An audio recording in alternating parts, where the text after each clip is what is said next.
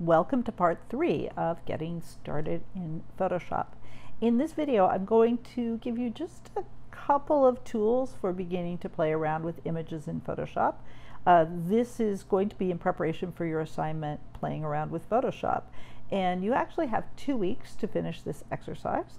And I want you to play as much as you can. There are no rules for this assignment, except that you need to do stuff in Photoshop. You can go anywhere, you can use any tools, not just the ones that I'm going to show you right now. You can just explore. The one thing I will warn you is I may not explain to you what you did or answer your questions about what happened to you. Remember, you can get into some serious and interesting trouble. And that's what I want you to do. The very worst thing that will happen to you is you might make a really ugly photo file. And that's just fine. We don't mind that at all. You might also make something really interesting and cool, and hopefully I can figure out how you did it so that we can repeat it in some way. Okay, the one main thing I want to show you in this video is how to create and work in layers in Photoshop. This is Photoshop's superpower. It's something that Lightroom cannot do at all, and so it's the first thing I want you to sort of jump in and play with to get your feet wet. We're going to do this, I'm going to launch from Lightroom. You can see I'm here in Lightroom. This is also my favorite way to get started this way, but I'll show you an option for doing it differently. So I've chosen a couple of files sort of randomly, and these are going to be interesting because actually these files are slightly different aspect ratios, but we can still work with them. And one of a bird, one of some trees. So I'm going to just go back up to Photo, Edit In, and notice that now I have all these other options. Because I have 2 files selected, I could do a couple of these things. We're not going to go there yet. We're going to open as layers in Photoshop. And what this does is it allows us to open up a new file. And you can see, actually, I've got the history panel open. I'll explain that to you in a minute. And it's going to put these 2 images together. Oh, this is actually going to be fun. Okay, let me explain to you a little bit of what happened because I kind of did this deliberately. So we're looking now at the history panel. I opened this up while you were gone. This actually gives a history of all of the actions that have been taken on this particular file. And you notice that before we even get started, all of these actions take place. That's what Photoshop is doing automatically to bring these images in and put them into layers. The layers you can see here. So this is the bird, and we can click that on and off with the eyeball. And this is the landscape. We can click that on and off with the eyeball. It just goes back to the background, which has nothing. Okay, so we have 2 layers. That's cool. Now the history is really helpful because you can see that every time you do anything, the history actually adds an action. This is a little bit like Lightroom's history, except for one key thing.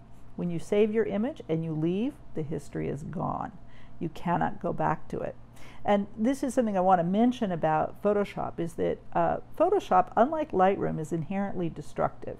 When we make changes, the changes actually remove and delete pixels.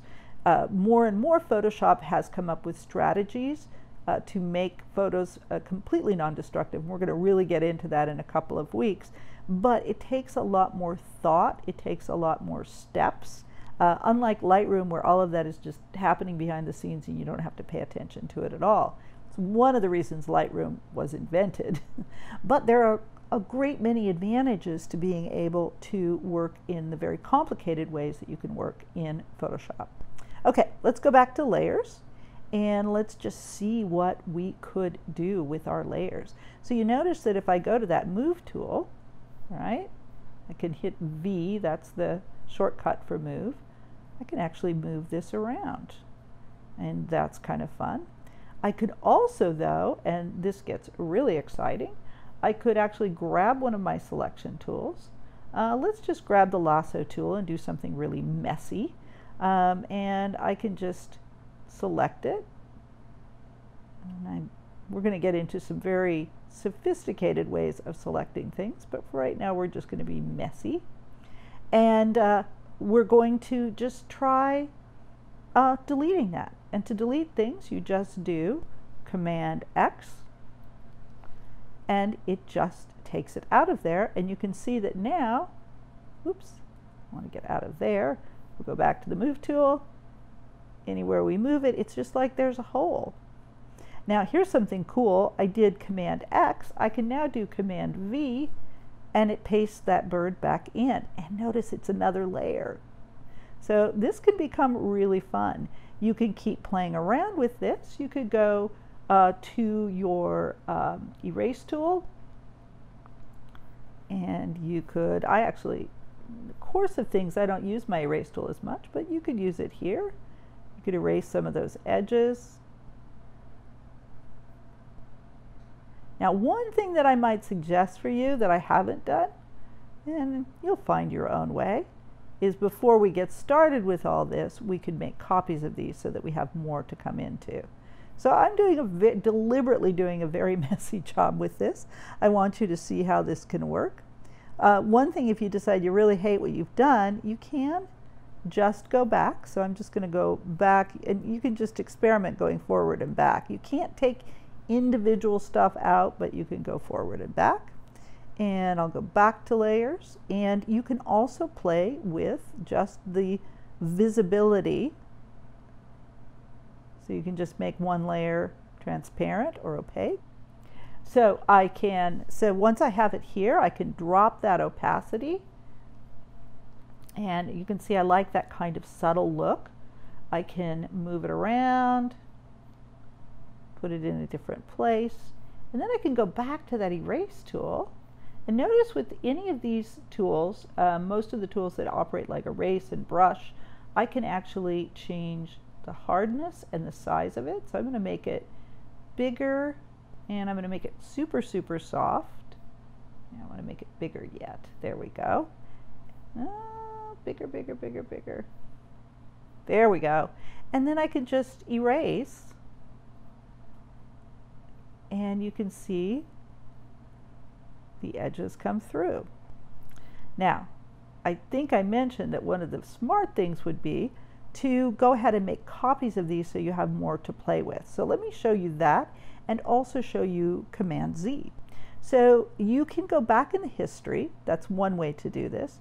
But if you want to have something where you don't have to go into the history and pick your level, or if you just want to go back a couple of steps, you can hold the Command, Control on a PC, and hit the Z key, and just keep going back until you are where you want. So I'm going to go all the way back to where this is does not have is no longer transparent, and we haven't erased it because I want it in the original form. Now, once I have it all the way back, I can actually do a shortcut. There's a few ways to do this, but I'll show you the shortcut now, and again, you'll play around.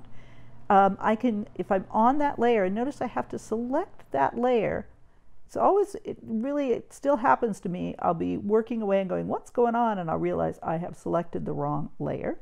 But I select this layer, and I'm going to do Command J, and I'm going to do it a couple of times. And notice we now have more layers. And if I hit the V key, you can see, and this is kind of fun, we could even play with this. So we have both extra layers so that we can mess around, but also we could just keep adding birds in here. Boy, we could have fun. I often do this. It's like if I just want to play around with Photoshop, I just start throwing images down to see what will happen. Now, I also want to do a Command J, at least one, on this background, so that in case I do something crazy to it, I can start all over again. I'm also going to, and this is really important, is you can turn the visibility of the layer on and off. It won't be there, but I mean, it will still be there, but it won't be visible. And we can do that with these birds too. You can also change the order of them. So if these are just my extra copies, I might just stash them down here for now. So it looks more like we're working where we were before. Okay, now let's go ahead and play with this some more. I will show you one really cool tool. So I'm going to go up here to the Quick Selection tool, and this will work really well on certain things. It's going to drive you crazy on others. But one of the things I can do is I can just click on that with my selection tool, and it selects it really quickly. Now I want to show you one other thing, and that is that I am going to go up to my select tool and I'm going to invert. And you can also do this with the shortcut. And you notice what happened is it's actually selecting everything outside of that. We're on this layer. This is important to remember. We're on this layer. We are not, so we're only acting on this layer. We're not doing any cutting from here. And I'm going to do Command X. And now we just have the bird. Okay, so I could then make more of those. I'm just going to keep playing around until I'm done. So I can do that. I can also, let's just try reversing this. I'm just going to put the birds underneath. Now they're gone because this top layer is opaque, but what if I just brought the opacity down? Come on. Oh, I'm on the wrong layer. I do this all the time. So we have to bring the opacity down of the top layer. And you can see that the birds show up, and you can vary that so that they're coming through a little bit or a lot. And again, this is, I just want you to play with this. I'll show you two other things. One is adjustments. So you can go up here to Image, Adjustments, and in these you can actually play. This will remind you of Lightroom. You can play with brightness and contrast. You can turn things black and white. Notice that it only works on that one layer. So these are still in color. So you can do any of these kinds of adjustments that you want. You can also, if you want, add a solid color layer. And you just click in here. I'm just going to make that red. And that solid color layer could also be added to the bottom. And so you notice if I take this off, I have them against a red background. Okay. These are just really simple, kind of goofy ways to play with Photoshop. Oh, there is one last thing I want to show you, and then I will let you go. I want to go up here because I have another file that is also open. You can't see it because it's not on this tab.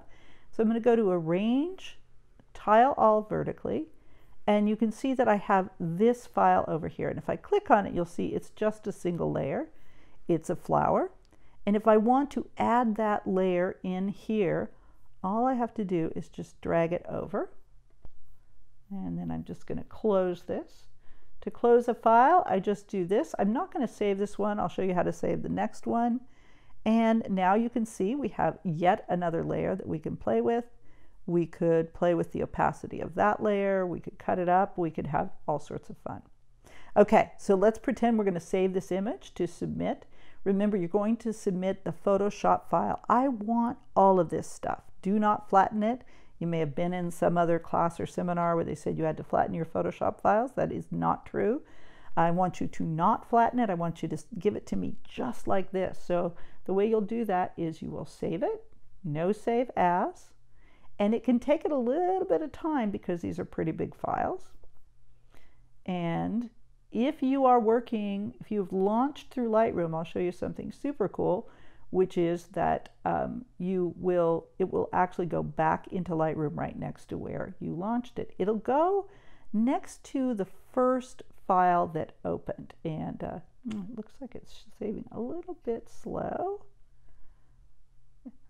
There we go. Okay, so if we go back to Photoshop, or Lightroom, excuse me, it is back in Lightroom. It is a PSD, but it is saved there, so you can actually export it, drag it, anything that you want, it'll show up right here.